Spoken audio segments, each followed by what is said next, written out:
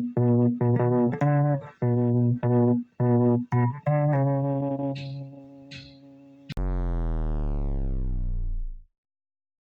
going to try and make this intro quick. I'm a Scout main, and a huge fan of TF2. One thing that I like about playing Scout is that he has a lot of interesting and unique weapons at his disposal. I'm not going to pretend like all of Scout's weapons are awesome, though. Some of them are good, really good, and other ones are bad, really bad. So today I'm going to be ranking all of Scout's weapons, minus reskins. So without further ado, let's get on to the video. Real quick, I'm just going to show the tier list here. We've got meta at the top, always good second, situational third, bad nearly always, second to last, and absolute trash at the very bottom. First up, we've got the stock scattergun. This shoots out 10 pellets per shot. It has 6 shots in the clip, and it does not reload its entire clip at once. It does 6 damage per shot, and it is one of Scout's best weapons to use. Because of his fast speed and mobility, he's able to rush down farther away enemies and damage them with this thing really easily. That puts this in the meta slot. Next up is the backscatter. This is a really bad weapon. The best clip I could find was me spawn camping and killing a spy and an NG, which puts this in the very bad slot. It's just not that good, so just try and flank, I guess. Next up, we got the Force Nature. This weapon is a pretty good one. I like it because it gives you a lot more mobility, and at close ranges and one-on-one encounters, you can do a lot of damage quickly. The slow reload speed, though, does kind of make it worse. Having less shots in the clip isn't really too much of a big deal, like with the soda popper or something, but in this case, you don't have that extra fast reload speed, which means you're going to be taking a lot more time before shots. That's why it's better for one-on-ones rather than, like, doing an entire team fight, It's pretty good for MVM though, but this isn't what we're talking about this video. This is just strictly based off of casual. So, anyways, I'd say that this would go probably in, yeah, probably the always good slot. Next up is the soda popper. This is one of my favorites.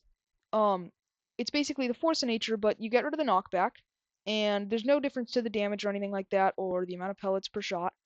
And it's a lot of fun because of the fact that it has the height meter, which makes it so that you get 5 jumps in a row, which is, I personally don't find it that powerful, but like, it's pretty damn cool to be able to just hop around the map without having to worry about getting shot by like soldiers and demos as much. It's a lot of fun. Um, anyways, it's really powerful though because of fast reload time. Um, this puts this in the meta slot. Next up, we have a personal favorite of mine, the Babyface's Blaster. Basically, this thing makes you go 10% slower, which seems bad at first, because it is. But if you deal enough damage, 100 damage in fact, you'll get an extra, I believe, 40, 50% speed up until you like max out the like speed you could possibly go for the game without breaking it pretty much. Um this makes it so that it used to be that he would outrun his hitbox, so they nerfed it a lot, and now it's not as good because it only has 4 shots, and also you can lose all that boost really quickly. Just 25 damage. A single like pistol shot could like take it down. Anyways, it's one of my favorite weapons because of the extra speed, and it's a lot of fun. This goes in the situational slot. Next up is the shortstop. This is one that I don't really like that much. Um, the shove mechanic is not very good at all. Like, even in the clip, I don't use it at all, and I still do pretty good, I'd say.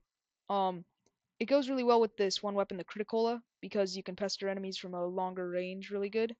Um, but it's a really fun weapon if you know how to use it right, and you keep your distance with the Criticola. But I would definitely say that it's not that great. It probably, if I had to choose, would go in the situational slot. Next up is the Bonk Atomic Punch. Now, this is an alright thing. It makes you invincible for like 8 seconds or so, and it has a 30-second recharge timer, but it starts recharging as you're actually using it. It can be used for getting through choke points pretty easily, which is cool and all, but I find it better as an escape tool, as shown in this clip. Like, I was definitely about to die, but instead, after giving my doctor the health pack, I survived, because I just got back to spawn. Anyways, that puts this in the situational slot. Here we have the Criticola. Its recharge time is the same amount as the Bonk Atomic Punch. Uh, Basically what it does is it gives you mini crits for 8 seconds, but after you take your first shot, after using it, within those 8 seconds, you get marked for death for I'm pretty sure either 5 or 8 seconds. That I actually don't remember entirely. But point is, it's pretty good, but you lose out on your secondary slot, so that puts it in the situational spot. Here we have the Mad Milk. This heals you for 60% of whatever damage you do, and the effect lasts for about 6 seconds, I think, maybe 5, something like that. Anyways, point is, this means that if you throw that on a bunch of enemies before a fight starts, you can usually heal back a lot of damage, and the fight will last for a lot longer. So that's a pretty nice part of this weapon. Um, Basically, with its long recharge time, it's not going meta slot, but it still goes up there at always good. Next up, we have the Pretty Boy's Pocket Pistol. This is probably Scout's best secondary. The damage is the same as the stock pistol, except it shoots faster, so it's good for taking down targets even quicker. It heals you on hit for 3 health, which is good for healing yourself up from a distance, you know. Uh, and the less shots in the mag is really not that bad a downside. Um, it's only 3 shots, so not that bad. Anyways, I would say that this is his best secondary, and it goes in the meta slot because of that. Next up, we have the stock pistol. This is better than I actually thought it was. I had always just thought of it as not so great because it's just overshadowed by the Pretty Boy's pocket pistol. But it's better than I thought it was because of the fact that the 12 bullets actually has more of an impact than I thought it would. And although the slower firing speed than the Pretty Boy's pocket pistol isn't great, and not getting health as well is not great, it's still a pretty good option and a great finishing tool for Scout. Uh, I definitely don't think it would deserve the meta slot due to the fact that there's just better weapons out there for his secondary, but it definitely would go in the always good slot because of how much better than I thought it would be. It is. Here we have the Winger. This is not that great, to be honest. The extra mobility is fun and all, but the atomizer can do the same, and so can the force of nature, just better.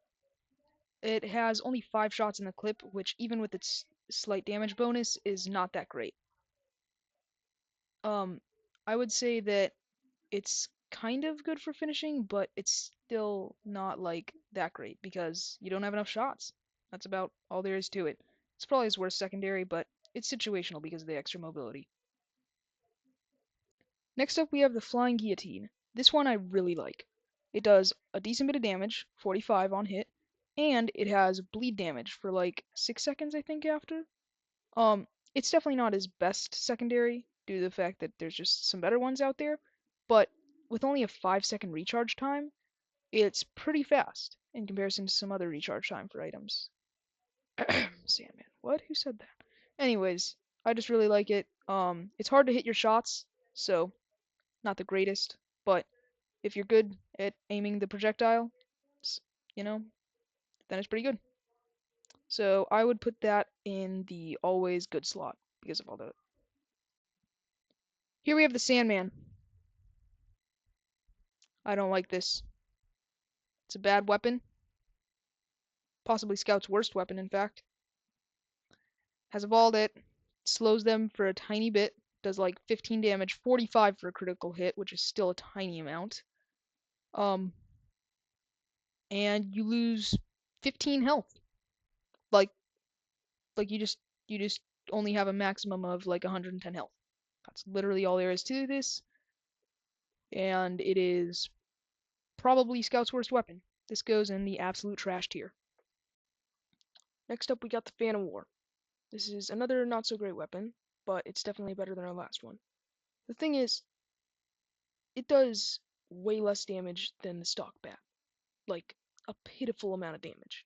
But if you get a hit with it, that opponent is marked for death for 15 seconds. There's nothing that can turn that off but death. So, all of a sudden, you've got someone who is taking 35% more damage for a literal 15 seconds, a quarter of a minute. And that's pretty good. There's no reason to keep swinging after the first shot, really. You might as well just swap to your scattergun or something else. Um, but this is a kind of good weapon because of the fact that you can just, like that, do a lot more damage. Anyways, because of all that, that puts this in the bad nearly always slot, just because of the less damage, really. Here we have the Rap Assassin. This one is one that I actually really like, but it's still not that great. See, it's kind of a weird one. It does, like, 412 damage or so on hit. No, 12 damage on hit, like melee swing, but it does, with the ornament that you can swing at him, it does like 4 to 12 damage, something like that. Then it has an explosion damage for like 4 to 12 damage or something. And then it has, again, another like uh 8 seconds of bleed, I think. Maybe 6, 5. Anyways, point is, that adds up over time, and that's pretty good. But it's still not that great because of the pitiful swing damage. Anyways, that puts that in the situational slot. Here we have the Boston Basher. This is generally the one that I always use, when I'm trying to play most efficiently at least. It's not necessarily that great because of the fact that although you can do a decent bit more damage if you hit someone because of the bleed, uh, it also, if you just miss them, can bleed you to death. So that's pretty bad. It's good for building Uber with medics, but it's still definitely not the best just because of the fact that it literally has the equal downside, whereas some weapons are just basically like the same as like using stock but better, such as the atomizer. Anyways, that puts this in the always good slot. Now we have the atomizer. This is a great weapon. It has 15% less damage, which kind of sucks, but isn't really that big a deal because it mini crits when you're midair. Um, and because of its triple jump ability, which not only opens up a lot more mobility options, means that you'll be in the air for longer, meaning that you'll end up doing a lot more damage with the bat. Or not that much more, but still. Anyways, the slower swing speed does kind of suck, but the extra mobility and all those other parts that I talked about, make it worth it. Anyways, that puts this in the meta slot. Next we have the stock bat. There's a reason this thing has a dent in it because it might as well be made out of aluminum. I'm not sure if it actually is, but the thing is, it does so little damage, it's pitiful. 35 damage on hit. Even with the extra swing speed that Scout has, it's still god-awful. And especially because it's overshadowed by so many other much better weapons. Um, anyways, because of all that pitiful damage, this goes in the bad nearly always slot. Here we have the Sun on a Stick. This is a really bad weapon. 25% less damage. That is pitiful amount. You think the stock bat was made out of aluminum? This one might as well just be twigs. Um, it does do critical hits on burning enemies, which is good. But the thing is, Scout doesn't even have anything that can light enemies on fire, so he has to count on a friendly pyro being on his team, and need to be around them at all times to make use out of this thing, pretty much. 25% less fire damage is a pitiful amount, because that's only one less afterburn damage, and that is also not the best option when you're just running straight out of pyro holding out your melee weapon. That's not going to really get you far. Anyways, because of all that, this is going in the absolute trash slot. So, yeah. Here we have the candy cane. This is another really bad weapon. Um, it takes 25% more explosive damage. That means that a single grenade to the face can just kill you, or anywhere for that fact. Um, it does the same amount of damage as the stock bat, which is still a pitiful amount. And on kill, they drop a health pack, which even your enemies can pick up, your teammates too, luckily. And it just isn't enough health. That's a small health kit. That does 25 health, which is a fifth of your health, but is still not enough to be worth it. Anyways, because of that, all that, it puts it with the other two melees in the absolute trash slot, concluding this video.